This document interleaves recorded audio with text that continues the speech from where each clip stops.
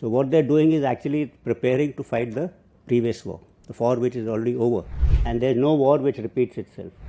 Accurately predict the outcome of even the smallest of conflict or a duel or combat is rather difficult.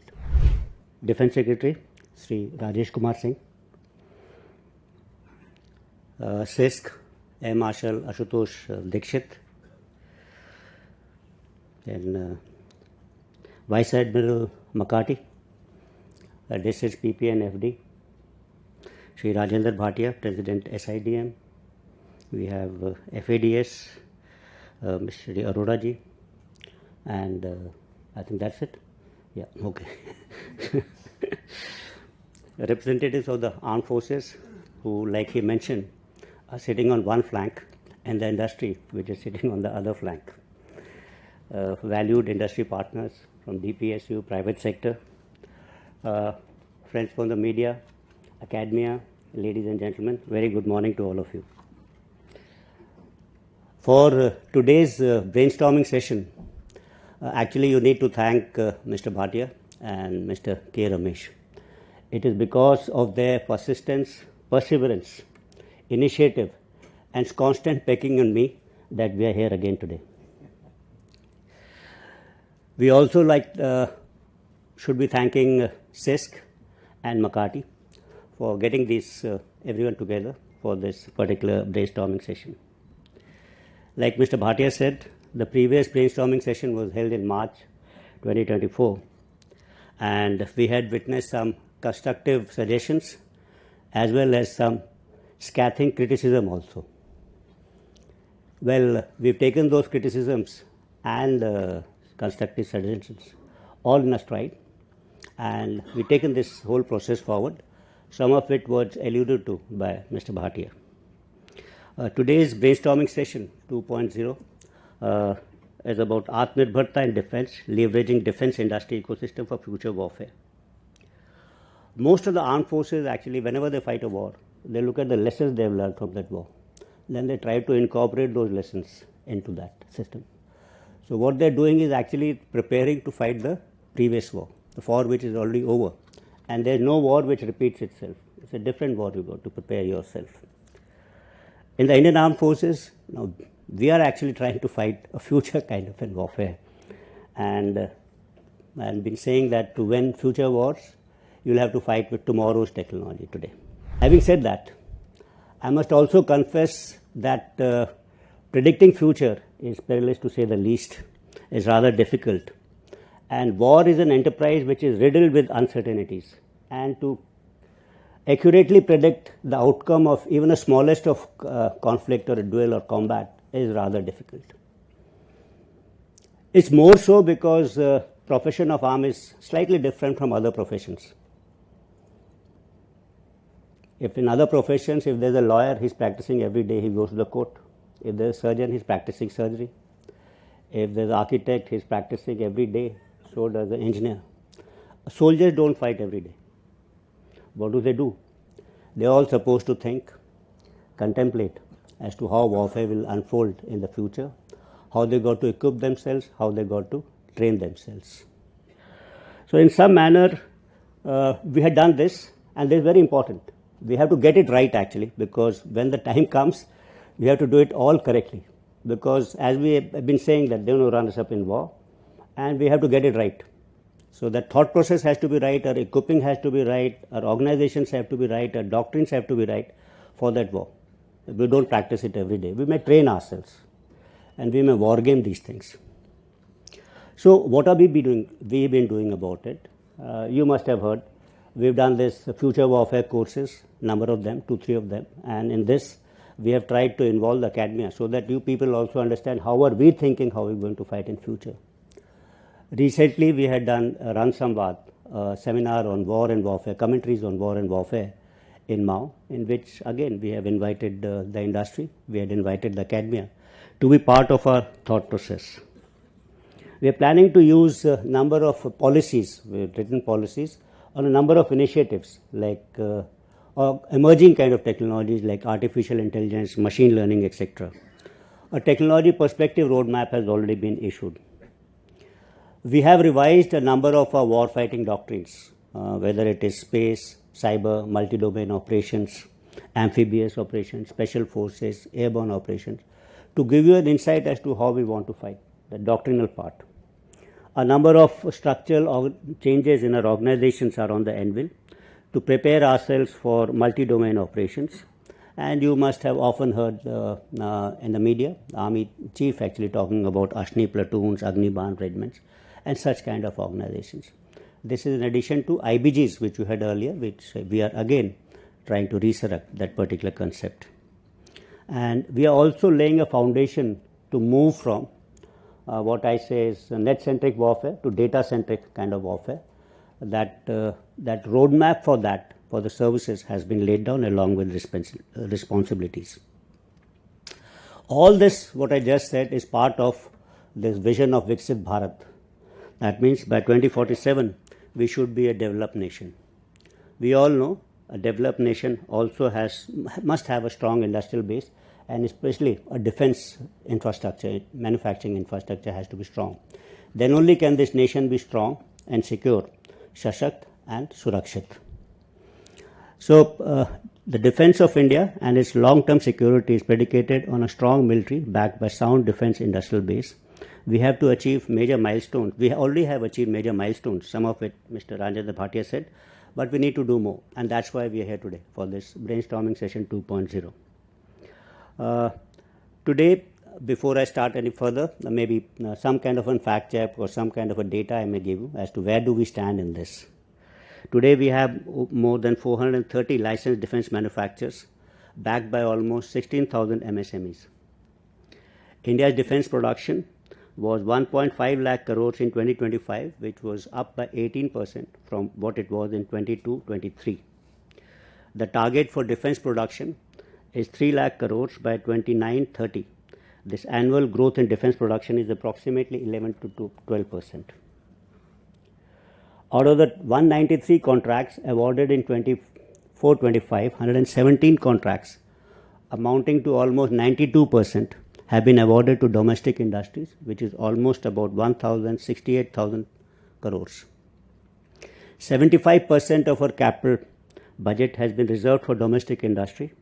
That would amount to 6 to 8 lakh crores in the next 5 years. That's the amount of money which we'll put inside.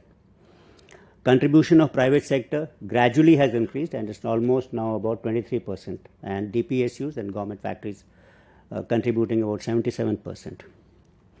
In this, MSMEs were awarded 28 contracts last year, which indicates a fair inclusion of MSMEs apart from the big industries. Under the IDEX scheme in 2018, which we launched in 2018, 556 problem statements were laid out, and out of which 497 contracts have been concluded so far. MOD has listed more than 47,000 products on its region portal, and with value more than about 1 lakh crores. Defense forces have registered 50 patents, out of which 7 had been commercialized. Services together have indigenized more than 1 lakh items so far. So that's the journey actually for the past, say, 8 or 10 years. And now I'll try and talk about what had happened in brainstorming session 1.0 and try and give you as to where we are on that particular account. Before that, I must tell you the emergency procurement which is going on for 5 and 6 post Sindoor. It's almost about 30,000 crores, of which 65% contracts have been given to the Indian industry. That's from the capital side. And on the revenue side, out of 16,117 crores, 56% have gone again to the private or the defense industry, indigenous defense industry. So you see that armed forces commitment towards making India self-Atmanirbhar and self-reliance. As far as the brainstorming session is concerned, let's reflect a little bit on last year's some decisions and the progress on that. So there was one point that there's a need to increase the defense R&D budget to almost about 2.5%. Well, that really hasn't happened, but there are a number of other initiatives which have been taken. So the government has launched a research, development and innovation RDI scheme with almost a corpus of 1 lakh crore. the DRDO's budget has seen, R&D budget has seen almost a 12.4% increase to almost about 26,800 crores. A sanction of additional grant of 500 crores for deep technology and cutting-edge research products under the TDF scheme has been sanctioned. And Aditi scheme has enhanced its limits to about 25 crores. So we have made some progress, not exactly 2.5% on R&D as per the GDP is concerned. Another point was that there should be some kind of a procedural clarity on allocation of R&D budget to the industry. So in this, I think the DRDO has already come up with a SOP based on which the industry seeking R&D funds are scrutinized and allocated in a transparent kind of process. Further deliberation will be done into this particular session. Fourth, one more point was to provide a level playing field to the domestic and private industry compared to Indian DPSUs and OEMs, foreign OEMs. So large number of these initiatives have now been incorporated in the DPM 2025, which has been released recently. Just give a few examples of it. The NOCs from DPSUs prior to engaging in open competitive procurement, that has been dispensed with. So that should be a good news for all of you. Relaxed development contract norms have been enunciated. Assured order guarantees to up to 5 years for domestic vendors are there. Decentralized financial powers and relaxed liquidity damages instructions are there as part of this. There was one more suggestion that they need to include a clause for advance payments under revenue procurements under the DPM. DPM 2025 incorporates provisions for supporting finance options. There was one more initiative regarding MSME specific eligibility, turnover or experience criteria for procurements that has to be built into tenders. In this, recommendations are being considered in the DAP revision, and self-certification of TRL levels of MSMEs startups is also being considered. One more suggestion which Mr. Bhatia had referred to, that one was about competency mapping, that we should all know as to what we are doing in India. So that particular thing has been done, and that competency mapping software has been developed, and probably we will be releasing it today during this brainstorming session. I briefly mentioned some of the reforms which we have done as far as DPM 2025 is concerned, which were related to what points were raised during the brainstorming session. But there are some more initiatives which are part of this DPM. Maybe I'll just touch upon few of them. So there is the introduction of a 15% growth provision in repair/refit contracts, allowing up to 15% extra scope for unseen maintenance works on aerial and naval platforms. So limited tendering has been permitted for highly specialized goods up to 50 lakhs. And in special cases beyond this threshold, improving procurement speed, at least in niche products. Proprietary article certificate provisions have been revised, with validity revised to 2 years, and parallel market exploration that make it mandatory to identify alternate sources. Enhanced delegation of financial powers to field and lower formations. CFAs can now grant delivery extensions and make quicker decisions at their level. So all this is part of and a separate chapter has been added on Atmanirbharta, and innovation has been added to lay emphasis on promoting self-reliance and encouraging joint participation of services, DPSUs, industry, startups and MSMEs. So that's the kind of thing which we have done on our part. But what is our expectation from the industry? We expect a bit of nationalism and patriotism in your profit-driven endeavors. I'm given to understand, actually, the army was telling me that they were scouting around for 5th and 6th EP procurements.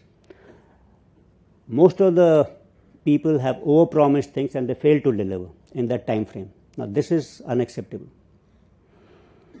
Defense reforms is not a one-way street. Industry will have to be truthful about their capabilities to us. You can't leave us in a lurch. You sign a contract and you don't deliver at that particular time. It's a capability that is being lost. You have to be truthful about your indigenous capabilities. There could be security related issues. A lot of industries say, okay, this is 70% indigenous. But actually, if you find out, it is not. So you have to be truthful in this, because it is related to its questioning matters of security. You will have to be cost competitive. Cost competitive not for selling to the Indian Armed Forces. You have to be cost competitive so that you can compete in the foreign market. You can't have products which are overpriced, and you'll have to deliver things on time. Today's Operation Sindoor was mentioned. Today's this brainstorming session is being held in the backdrop of Operation Sindoor. Operation Sindoor, like Bhatia said, that it's validated a number of India's products and weapon systems, and their performance also has contributed to the success of this particular mission. You all know that I've been saying time and again that this was a different kind of war, different kind of operation, maybe short, but gives you a glimpses as to what lies in future. That's for the industry to take lessons from it. So it's kind of a non-contact warfare in which kinetic and non-kinetic was mixed. It was multi-domain, it was networked, digitized, and also intelligent. Again, post Sindoor, we've done a couple of exercises for EW and drones, and it's not that we have done this exercise alone. We have done it with help of DPSUs and private industry also. So that because we understand the correlation between industry and fighting a war, because it's not only prior to fighting a war that we need to develop our capabilities, but during a war we may have to tweak some kind of a changes in the equipment which we hold, especially electronic warfare, drones, such kind of equipment. So we did incorporate the industry into these exercises. To conclude, I urge every participant to contribute insights with openness and constructive intent. Constructive criticism, even if it's there, is most welcome. The true force multiplier lies in synergy between the services, DRDO, academia, and the industry. Let this session become the forge where bold ideas take shape and enduring solutions are arrived at. Let's resolve that the outcome from brainstorming session 2.0 will result in clear, doable action points